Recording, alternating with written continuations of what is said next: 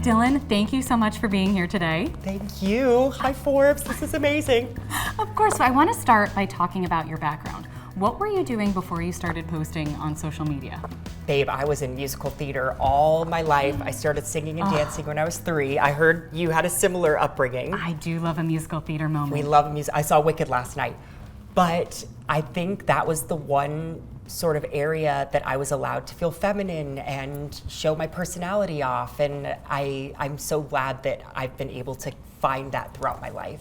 That's amazing. So tell me about what inspired your Days of Girlhood videos. And for everyone who doesn't know, can you please explain what they are and what they turned into? Sure. Days of Girlhood was sort of a video series that I started because I was at the beginning of my transition and I was looking to all these iconic trans women but not knowing how to get from point A to point B. And I thought, okay, well, why not, take my followers along on this journey? And it was originally supposed to just sort of be like comedy. It was supposed to be lighthearted and fun. And I think over this last year, I found a lot of vulnerability and depth that I didn't even know was there, and it's been really beautiful and also hard at times, but I don't regret anything. And you recently celebrated 365 days. I know not terribly recently, but tell me about the big party and the event you had there. Oh my God, best night of my life. Tell us everything. So I knew that I wanted to go back to my roots, which was in theater, and we booked the Rainbow Room, which is an iconic venue in New York, and I wrote the show. I found incredible trans talent to put in the show. We had Jonathan Van Ness and Dominique Jackson, and it was like a birthday in so many ways, but it also was a way for me to show the world, like, this is actually who I am and what I do best. Talk to me a bit about your followers. Who are the people who are really paying attention to you, watched all your videos, and how are you able to connect with those fans? I think of them as we've got like the teenage girls, their moms, and their grandmothers. I really try to keep my content accessible to everyone. And whether somebody's trans or not, I just hope that they can watch my videos and feel inspired to unlock a new part of their selves and feel confident and funny and finding the funny in hard situations. Now, I think for me and for a lot of people, because you are so social media forward and you're so out there, a lot of people kind of view you as the spokesperson for the trans community.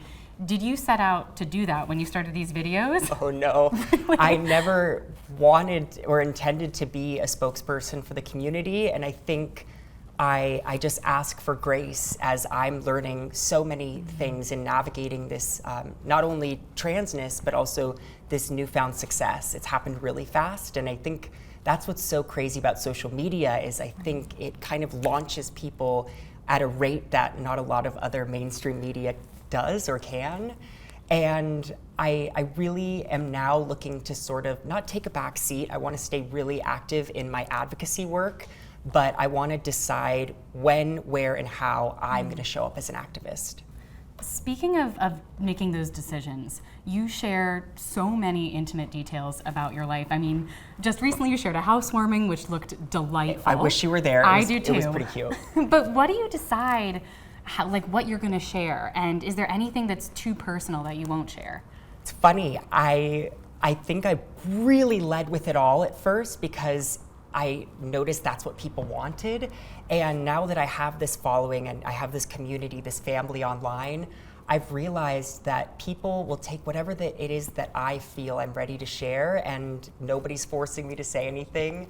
So it's kind of fun now to do these check-ins where I've sat with something for a few days, weeks, months even, and then finally tell them when I'm like, okay, this happened, I'm really excited to tell you, and I've also processed it first. That's amazing. So obviously you came from a creative background, you're doing creative work now, but as a creative, what's it been like for you to then shift from that creative mindset into the business side of things with sponsored posts and promotions and things like that? I think I'm becoming a bit of a businesswoman. Ooh. As much as I love the creative side, I love getting smarter. I want to know everything, and I want to know how it all works. I'm really interested, not, of course, being in front of the camera, but I love the idea of producing, and I think, why not learn it all? How are you teaching yourself, or is someone showing you the ropes? I think I got a lot of great people in my life to look up to, and especially women of different generations. And I think about these women that have come into my life, whether it's Reese Witherspoon or these incredible, like Laverne Cox. Even talking with her, that was someone who really taught me that I don't need to put it all out there, but somebody that I also want to emulate, because I look at the careers that they've all built and I think of what I hope to see in my future. What would you say is the biggest lesson you learned this year, be it business or in general? Ooh, I think you have to be careful who to trust, but also don't become jaded. I want to maintain a sense of innocence and excitement about life, whatever comes with it.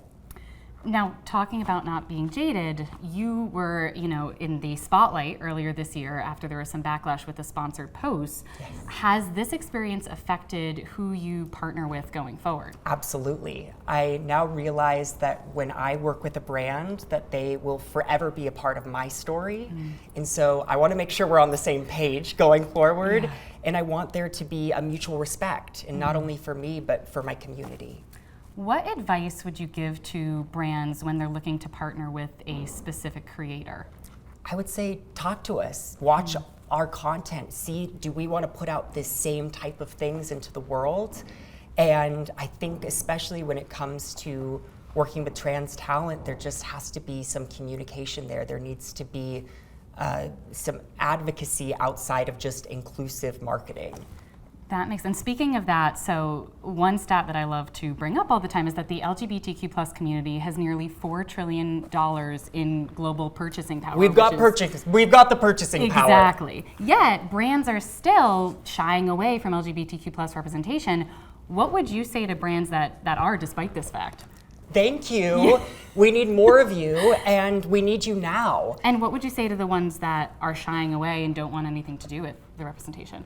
I would say, well, that's a disappointment because we're here and we're not going anywhere. And I also think that there are brands that are interested in working with someone like me, but maybe don't know how to, or nervous to get involved or ask the wrong thing. Yeah. And I say, let's figure it out together. Let's have these hard conversations, because if we don't, then something beautiful can't come from it. And going along with that, when these negative experience happens or there's anti-trans hate in the country and the world, how do you kind of take back your own brand and bring authenticity to what you're posting? These past few months have been really interesting because I didn't know brand deals even existed when I started out online. And in a way, I'm grateful because it made me remember why I started in the first place, which was to make people laugh and to connect and build an audience and perform. And I think that that's what I always want to come back to is why did I start this in the first place? That makes a lot of sense. One of my favorite videos of you was last year you sat down with President Joe Biden.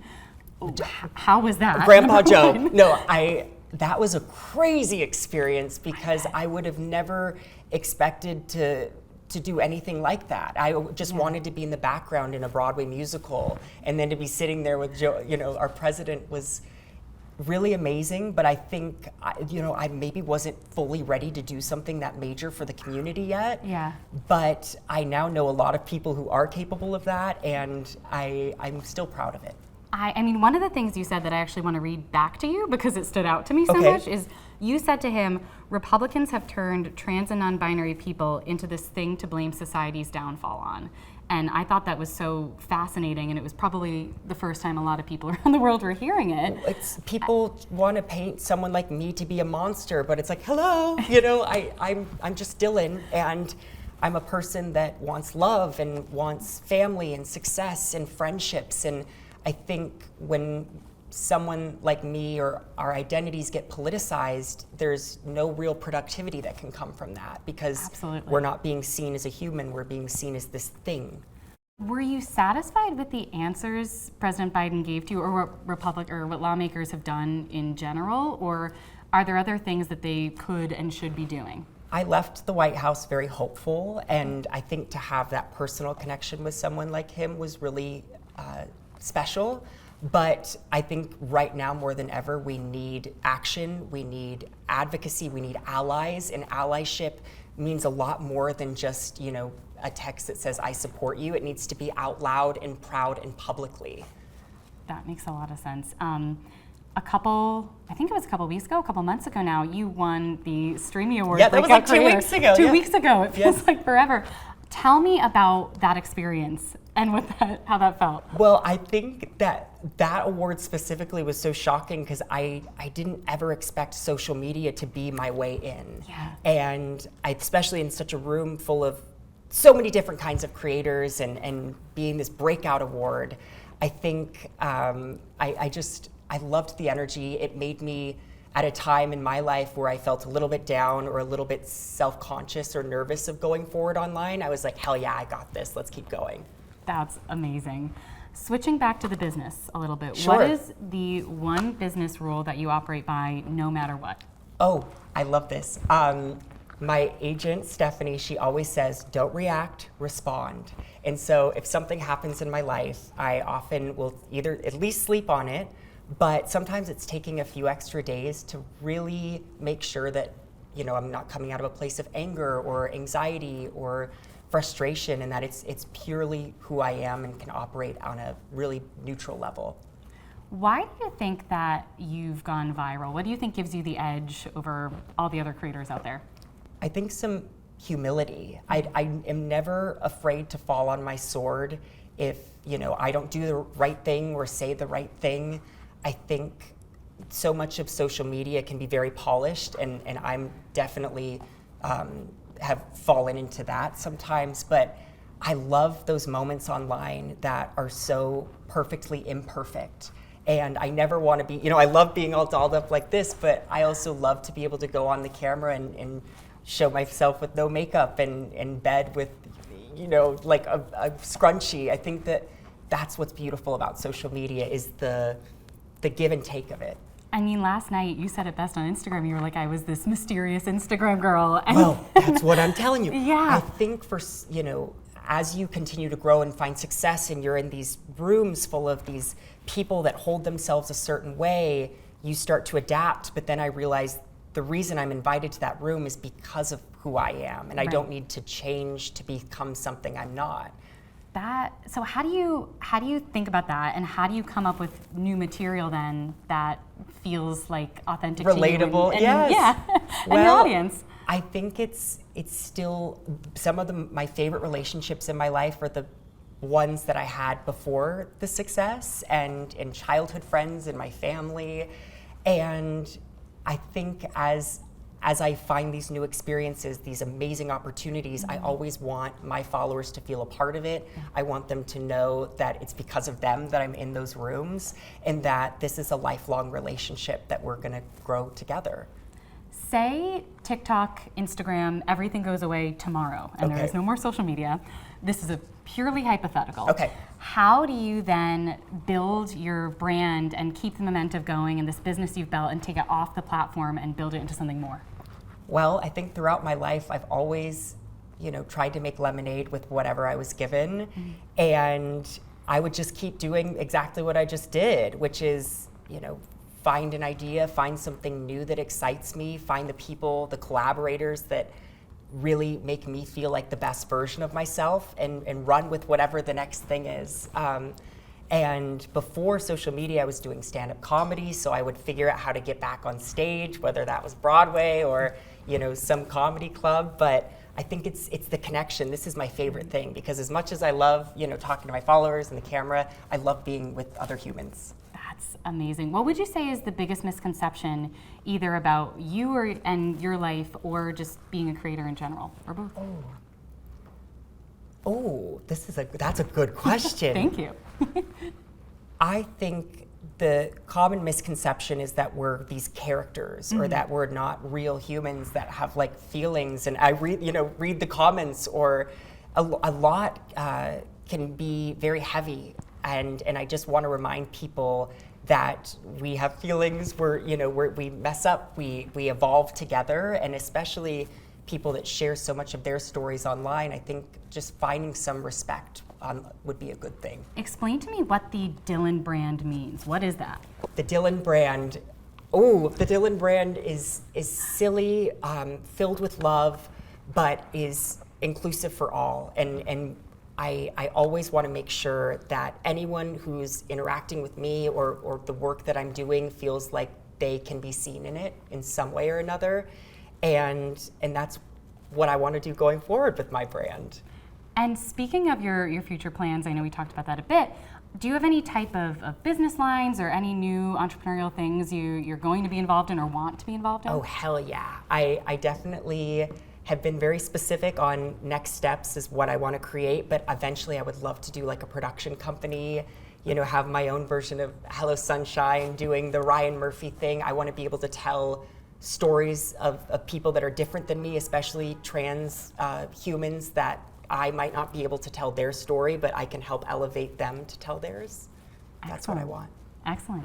So tell me about what's next. What's coming up for you in 2024? Like, what I exciting can't tell things? you everything. Okay, but, I have to ask. I really want to get back to my acting roots, and I would love to get back up on stage.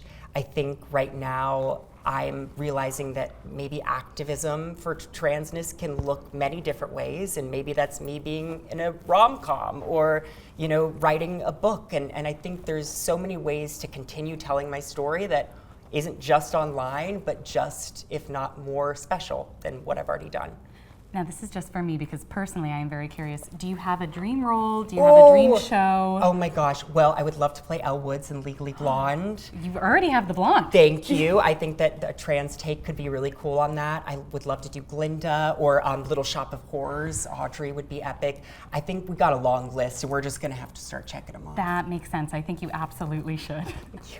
So this is a bit of a lofty question, so Okay. you can take a second.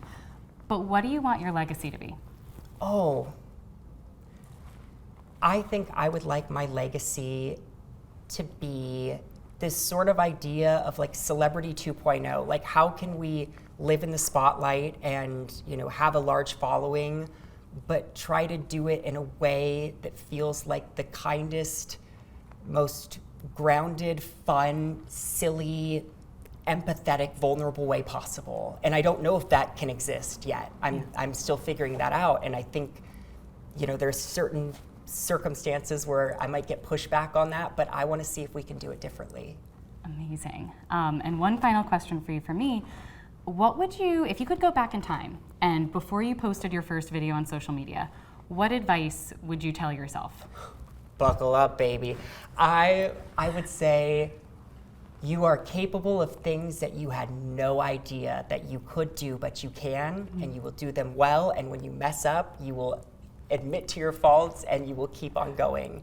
And I think I would tell myself to try to enjoy it more, because I care so much sometimes that I don't get to really live in the moment. I mean, look at this is amazing. So I would say just try to enjoy it more. Yeah, I love that. Great advice. Well, thank you so much, Dylan. Thank you. Love ya.